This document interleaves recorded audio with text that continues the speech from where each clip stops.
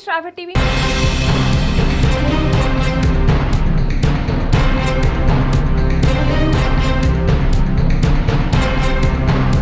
కర్నూలు జిల్లా ఆదోని పట్టణంలో BJP MLA పార్థసారథిపై ఆగ్రహం వ్యక్తం చేశారు కార్యకర్త.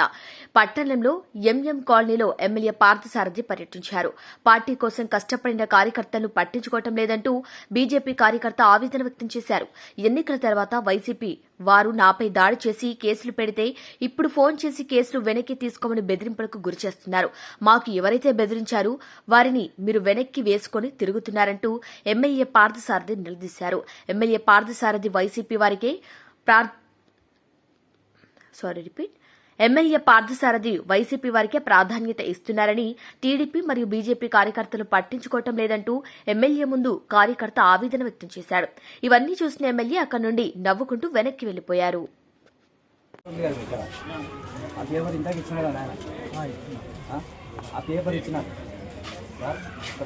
చెప్పాలంటే సమస్యల గురించి అంటే మున్సిపాలిటీ క్వార్టర్స్ గురించి ఉంది.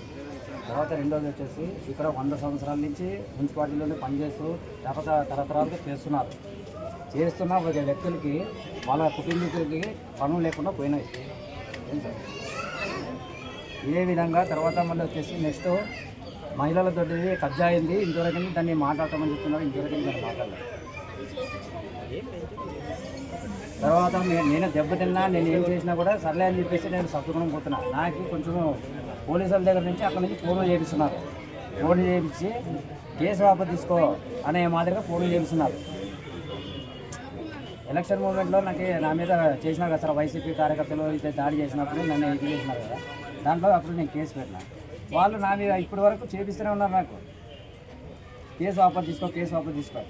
వాళ్ళు వైసీపీ కార్యకర్తలంతా మీ దగ్గర వచ్చి బీజేపీలో విలీనమైపోయినారు.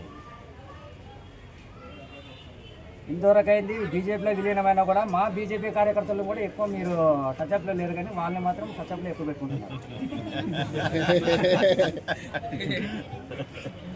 ఉన్నాడు ఫ్యాక్టరీ మాట్లాడుతున్నాం సార్. ఇంతవరకు అయింది. ఇంతవరకు వాళ్ళు చేసినట్టు మాకేం లేదు. ఇంట్లో నలుగురు ఇద్దరు ఉన్నా కూడా మాకు అసలుకి ఒక ఉద్యోగం లేదు. ఉద్యోగస్తులు ఉంటారా, ఉద్యోగస్తులు లేని వాళ్ళకి అన్నట్టు వాళ్ళకే పంచుకుంటున్నారు. ఉద్యోగం సార్, మున్సిపాలిటీ కాంట్రాక్ట్ బేసిక్ వచ్చినవి ఏవైనా కానీ వాళ్ళ వరకే చూసుకుంటున్నారు, కానీ యూతర వ్యక్తులకి రానివ్వడం లేదు. పని ఎవరు చేయలే, ఎందుకంటే చాలా గవర్నమెంట్ పని చేస్తున్నారు. ఇప్పుడు అందరు కావాలని వస్తున్నారు. వర్కర్ రిటర్న్ అయితే వాళ్ళకే ఇవ్వాలని జీవో, వర్కర్ పిల్లలకే ఇవ్వాలి. వాళ్ళకి ఇచ్చిన తర్వాత బయట ఇప్పుడు అందరూ వస్తున్నారు. మాకు నీళ్ళు కూడా ఇలా గ్లాస్ తాగడానికి, పని చేసేదానికి. కనీసం అమ్మాయిలను కూడా సంబంధాలు కూడా ఇలా మా కుటుంబంలో మాకు ఇలా, ఎందుకంటే ఈ పక్క నుండి ఏరియాలో కూడా వీళ్ళు ఆ పని చేస్తారు కదా, నీళ్ళు కూడా ఇలా. అది అంత ఘోరం పని. అది ఏదో రాజీవ్ గాంధీ ఫీల్డ్లోనే సెప్టిక్ లెటర్ అయినా కదా, అంటే గంజి అంతా తలల మీద పట్టుకుని వేస్తాయి.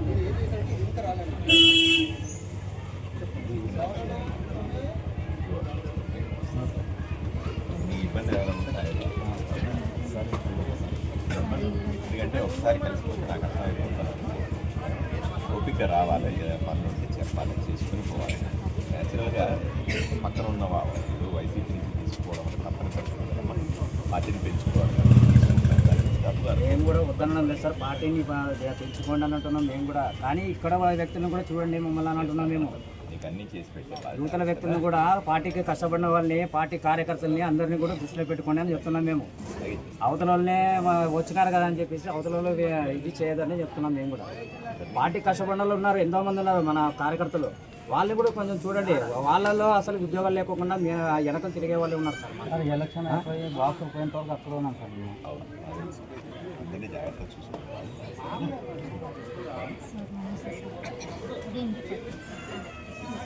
ముందు పోతున్నాం రాయించుకోవాలి. పట్టాల్సిన అనుకుంటే కానీ తెలియదు సార్. 80% అయిపోయింది సార్. 20%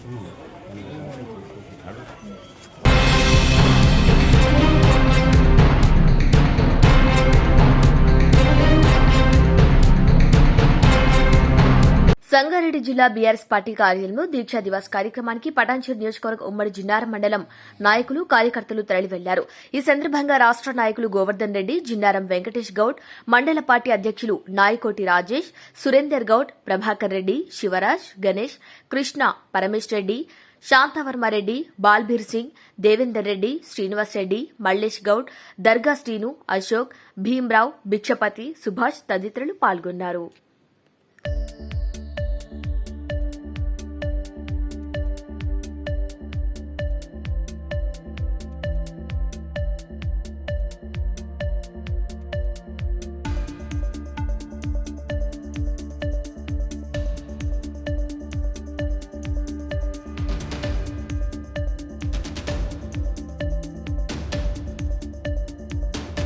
సంగారెడ్డి జిల్లా బీఆర్ఎస్ పార్టీ కార్యాలయంలో దీక్షా దివాస్ కార్యక్రమానికి పటాన్చేరు నియోజకవర్గ ఉమ్మడి జిన్నారం మండలం నాయకులు కార్యకర్తలు తరలి వెళ్లారు. ఈ సందర్భంగా రాష్ట నాయకులు గోవర్ధన్ రెడ్డి, జిన్నారం వెంకటేష్ గౌడ్, మండల పార్టీ అధ్యక్షులు నాయకోటి రాజేష్, సురేందర్ గౌడ్, ప్రభాకర్ రెడ్డి, శివరాజ్, గణేష్, కృష్ణ, పరమేశ్ రెడ్డి, శాంతవర్మారెడ్డి, బాల్బీర్ సింగ్, దేవేందర్ రెడ్డి, శ్రీనివాస్ రెడ్డి, మల్లేష్ గౌడ్, దర్గా శ్రీను, అశోక్, భీమ్రావ్, భిక్షపతి, సుభాష్ తదితరులు పాల్గొన్నారు.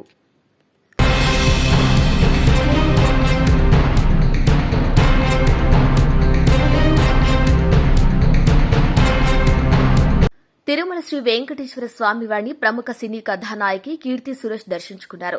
శుక్రవారం ఉదయం వీఐపీ విరామ సమయంలో కుటుంబ సభ్యులతో కలిసి స్వామివారి సేవలో పాల్గొని మొక్కులు చెల్లించుకున్నారు.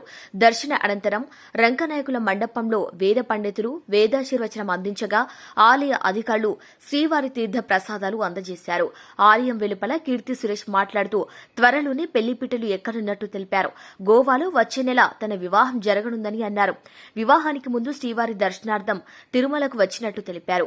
బేబీ జాన్ అనే హిందీ చిత్రంలో నటిస్తున్నట్టు తెలిపారు.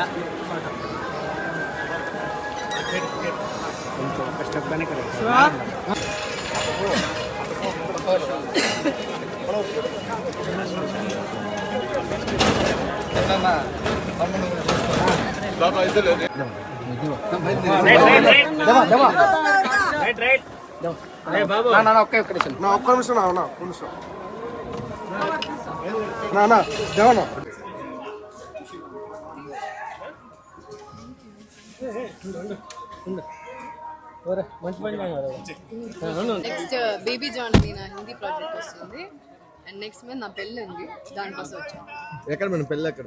గోవాలో జరిగింది. Thank you.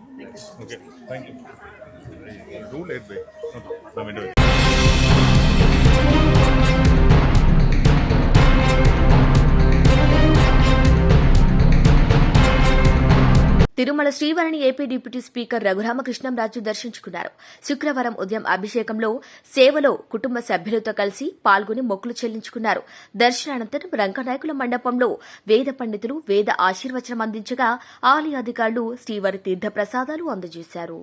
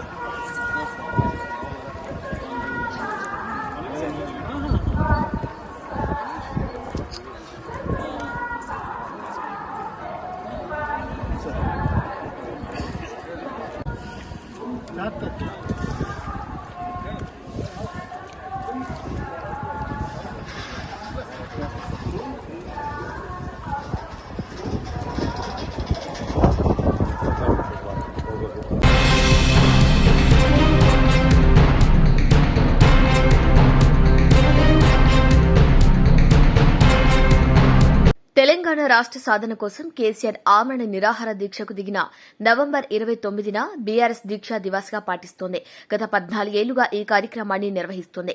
ఇక నేటితో కేసీఆర్ ఆమరణ నిరాహార దీక్షకు దిగి 15 ఏళ్లు పూర్తిగా వస్తోంది. ఈ సందర్భంగా నేడు దీక్షా దివాస్ ను బీఆర్ఎస్ పెద్ద ఎత్తున ప్లాన్ చేస్తోంది. ఈ క్రమంలో అలుగునూరులో జరుగుతున్న దీక్షా దివాస్ కార్యక్రమంలో మరోవైపు సిద్దిపేట దీక్షా దివాస్ లో పార్టీ సీనియర్ నేత హరీష్ రావు హాజరు కానున్నారు. ఈ నేపథ్యంలో తెలంగాణ వ్యాప్తంగా బీఆర్ఎస్ శ్రేణులు దీక్షా దివాస్ ఉత్సవాలకు రెడీ అవుతున్నారు. చేసి మళ్లీ ఉద్యమాన్ని రగిలించే ప్రయత్నం చేశాం. అన్ని ప్రయత్నాలు చేశాం. తర్వాత తెలుగుదేశం పార్టీ రాష్ట్రంలో అడ్డంగా ఉండే జై తెలంగాణ అంటలేదు. అప్పుడున్న రాజకీయ అవసరాల్లో తెలుగుదేశం చేత కూడా జై తెలంగాణ అనిపించింది కేసీఆర్. తెలుగుదేశం కూడా ఆనాడు మనతో పొత్తు పెట్టుకొని మేము తెలంగాణకు అనుకూలమని తీర్మానం చేపించిండు రాజకీయంగా కేసీఆర్. ఎన్నికల్లో టీడీపీతో పొత్తు పెట్టుకున్నాం. మళ్ళీ ఎలక్షన్ అయిపోగానే వాళ్ళు కూడా మాట మార్చారు. చెప్పడం కాదు, భారత రాష్ట్రపతిగా పనిచేసిన కాంగ్రెస్ పార్టీ అగ్రనాయకుడు ప్రణబ్ ముఖర్జీ గారు ఒక పుస్తకం రాశారు. ద కోయలిషన్ ఇయర్స్ అని ఒక పుస్తకం రాశారు ప్రణబ్ ముఖర్జీ గారు. ద కోయలిషన్ ఇయర్స్ అని రాష్ట్రపతిగా పనిచేసిన ప్రణబ్ ముఖర్జీ ఒక పుస్తకం రాశారు. ఆ పుస్తకం 2017 సంవత్సరంలో విడుదలైంది. ఆ పుస్తకంలో ఆయన ఏం రాస్తాడంటే కేసీఆర్ గురించి, నేను కేసీఆర్ గారిని ఏ శాఖ కావాలి అని అడిగితే నాకు తెలంగాణ శాఖ కావాలి, నేను శాఖ కోసం రాలేదు, మంత్రి పదవి కోసం రాలేదు అని చెప్పిన ఒక నాయకుడు కేసీఆర్.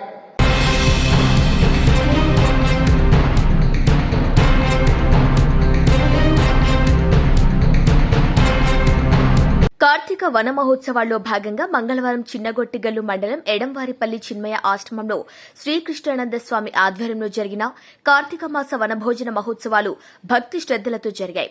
మొదటిగా గోపూజ, ఉసిరి చెట్టు పూజ, దీపారాధన, తులసి పూజ, సామూహిక భగవద్గీత పారాయణం, భజనలు. అనంతరం స్వామి కృష్ణానంద భక్తులను ఉద్దేశించి మాట్లాడుతూ మానవ జీవితం అభివృద్ది చెందుతుంది. భగవంతుడు 84 లక్షల జీవరాశిలో పశు పక్షాదులకు లేని జీవితం మనకిచ్చారు. వాక్ మేధస్సు మానవుడికి దేవుడిచ్చిన గొప్ప వరం. ఒక లక్ష్యం పెట్టుకుని జీవించాలి అన్నారు. ధనాన్ని మంచి కార్యకలాపాలకు సద్వినియోగం చేయాలి. కార్తీక మాసంలో దీపాలు వెలిగించి అజ్ఞాతం తొలగించుకోవాలి. తమో రజో సత్వగుణాలు ఆచరించాలని మెలగాలి అని చెప్పారు. ప్రతి ఒక్కరూ సత్వగుణాన్ని అలవాటు చేసుకోవాలి. మానవ జన్మ విలువైందని అన్నారు. సాయం సంధ్యా వేళలో దీపారాధన ప్రాముఖ్యత గురించి తెలియజేశారు.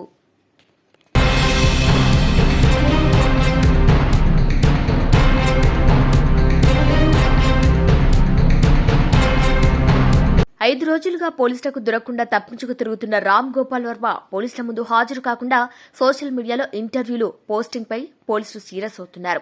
CM Chandrababu Naidu, deputy CM Pawan Kalyan, Nara లోకేష్ల ఫోటోలు మార్ఫింగ్, అనుచిత పోస్టింగ్ల ఆరోపణలపై విశాఖపట్నం, ఒంగోలు, గుంటూరులో వర్మపై కేసు నమోదు చేశారు. ఇక ముందస్తు బెయిల్ కోసం ఏపీ హైకోర్టులో పిటిషన్ వేశారు రామ్ గోపాల్ వర్మ. దీంతో హైదరాబాద్లోనే మకాం వేశారు ప్రకాశం జిల్లా పోలీసులు.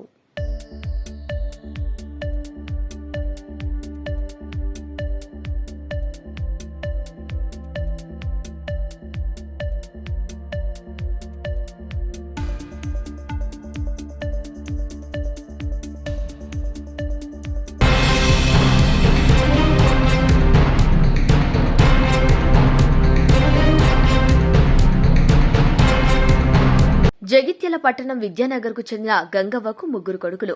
గంగవ్వ తన భర్త మరణించాక ముందు పెద్ద మనుషుల సమక్షంలో తన చిన్న కొడుకు వద్ద ఉండుటకు నిర్ణయించుకున్నారు. కొంతకాలం తర్వాత భర్త మరణించడంతో చిన్న కొడుకు వద్దే ఉంటుంది. కొన్ని నెలల క్రితం తన చిన్న కొడుకు అనారోగ్యంతో మరణించాడు. కొడుకు మరణించిన తర్వాత గంగవ్వ కోడలు నీకు మిగతా కొడుకులు ఉన్నారుగా అంటూ ఇంట్లో నుండి గెంటివేయడంతో గంగవ్వ పెద్దమ్మ కూతురైన చంద్రవ్వ వద్ద తలాడించుకుంది. తన దగ్గరున్న నగలు, డబ్బుతో పాటు పొలం, ఇల్లు చిన్న కొడుకుకు ఇచ్చావంటూ మిగతా 2 కొడుకులు తమ ఇంటికి రానివ్వటం లేదంటూ తనకు న్యాయం చేయాలంటూ పెద్దమ్మ కూతురైన చంద్రవ్వతో కలిసి పట్టణ పోలీస్ స్టేషన్లో ఫిర్యాదు చేసింది. నీ పేరేంటి? నా పేరు చంద్రవ్వ.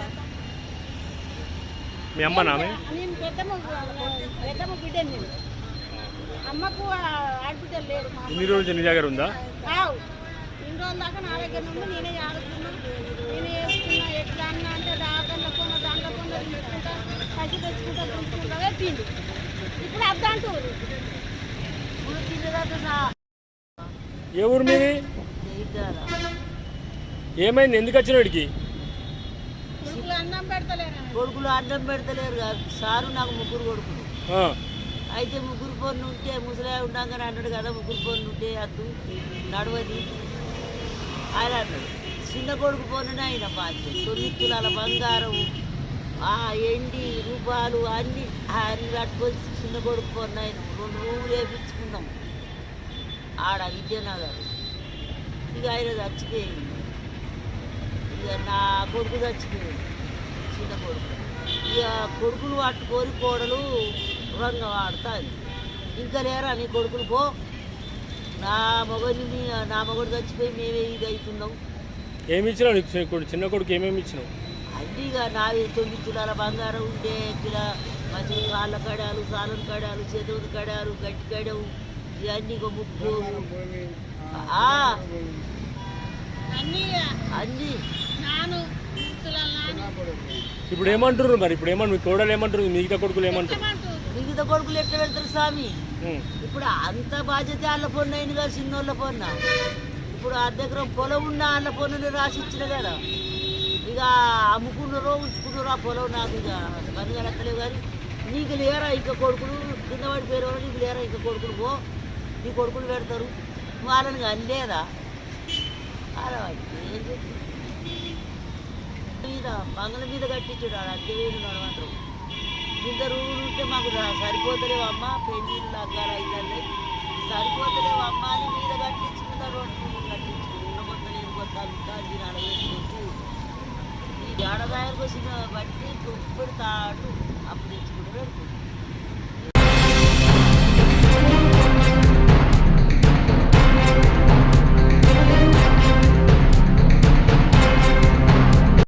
మంచిర్యాల జిల్లా బెల్లంపల్లి పట్టణంలో హోంగార్డు జేసీ కమిటీ తెలంగాణ రాష్ట్ర home guard JAC committee chairman Sekinala Narayana ఆధ్వర్యంలో శాంతియుత మాలాధారణ కార్యక్రమం చేపట్టారు. ఈ సందర్భంగా వారు మాట్లాడుతూ డిసెంబర్ 6వ తేదీన జరిగే 62వ హోంగార్డ్ ఆవిర్భావ దినోత్సవాల సందర్భంగా ముఖ్యమంత్రి రేవంత్ రెడ్డి తెలంగాణ రాష్ట్ర హోంగార్డ్స్ వ్యవస్థను పర్మనెంట్ చేయాలని, చనిపోయిన వారి కుటుంబాల్లో ఒకరికి ఉద్యోగం కల్పించాలని, అన్యాయంగా రిమూవ్ అయిన కోడ్ ద్వారా వచ్చిన వారికి విధుల్లోకి తీసుకోవాలని, రిటైర్మెంట్ అయిన వారికి గుడ్ సర్వీస్ కింద 10 లక్షల రూపాయలు ప్రభుత్వ స్కీమ్స్ వెంటనే ఇవ్వాలని, 60 సంవత్సరాల వయో పరిమితి 65 సంవత్సరాలకు పెంచాలని విన్నవించుకున్నారు. ఇక డిసెంబర్ 6 వరకు ఈ కార్యక్రమం కొనసాగుతుందన్నారు. మన గౌరవనీయులైనటువంటి రాష్ట్ర ముఖ్యమంత్రి వర్యులు ఏదైతే మనకు మాట ఇచ్చిండో దాని విషయంలో మరి డిసెంబర్ 6 తారీఖు నాడు అధికారికంగా ప్రకటన చేయాలని చెప్పేసి కోరుకోవడం జరుగుతుంది. అదేవిధంగా మరి నేను ఏదైతే ఈ శాంతి మాల దీక్ష ధరించడం జరిగిందో దీని విషయంలో ముఖ్యంగా అందరూ కూడా గమనించాలి. అదేవిధంగా పోలీస్ అధికారులే కావచ్చు, ప్రజెంట్ ఉన్నటువంటి రాష్ట్ర ప్రభుత్వమే కావచ్చు, మేమెప్పుడు కూడా ఏది చేసినా మా విన్నపాలు ప్రభుత్వాలకు తెలియపరుస్తూ ఉంటే కూడా మరి వారందరూ కూడా మీరు ప్రభుత్వానికి వ్యతిరేకంగా వెళ్తూ ఉన్నారు అంటున్నారు. కాబట్టే మరి ఈరోజు అంటే గురువారం నుంచి డిసెంబర్ 6 తారీఖు నాటి వరకు నేను చేపట్టేటువంటి శాంతి దీక్షకు మన గౌరవనీయులైనటువంటి మన ముఖ్యమంత్రి వర్యుల స్టాచ్యూ తయారు చేయించుకొని నా ఇంటిలోనే కూర్చొని మన సమస్యలు ఏవైతే ఉన్నాయో వాటిని శాంతియుతంగా రాష్ట్ర ప్రభుత్వానికి తెలియపరచడం జరుగుతుంది. మన ఒక విన్నపాలు ఏవైతే ఉన్నాయో 5 విన్నపాలు, ఆ విన్నపాలు కూడా గతంలో మన సీఎం గారు చేస్తారన్న మాట తెలిసిందే. కనుక ఇప్పటికైనా మన గౌరవనీయులైనటువంటి ముఖ్యమంత్రి వర్యులు మరి సానుకూలంగా స్పందించాలని చెప్పేసి కోరుకుంటూ, ఒకటి పర్మనెంట్, రెండవది కారుణ్య నియామకాలు, మూడవది వచ్చేసేమో అన్యాయంగా రిమూవ్ అయ్యి అదేవిధంగా కోర్టు నుండి వచ్చిన వారికి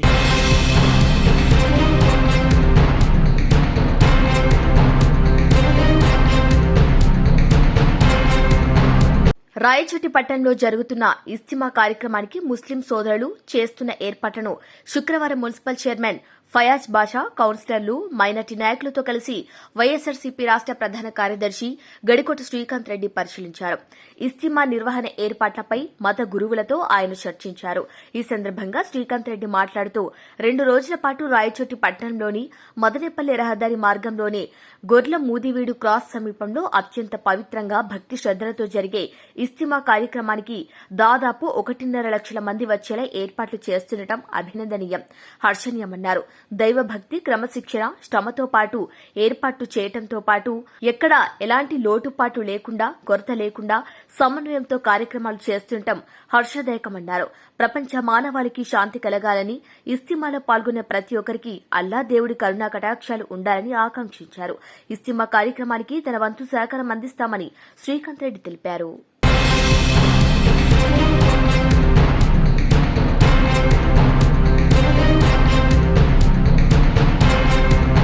ఇవి వాళ్ళ బులెటిన్ అప్డేట్స్. కీప్ వాచింగ్ స్ట్రాబె టీవీ.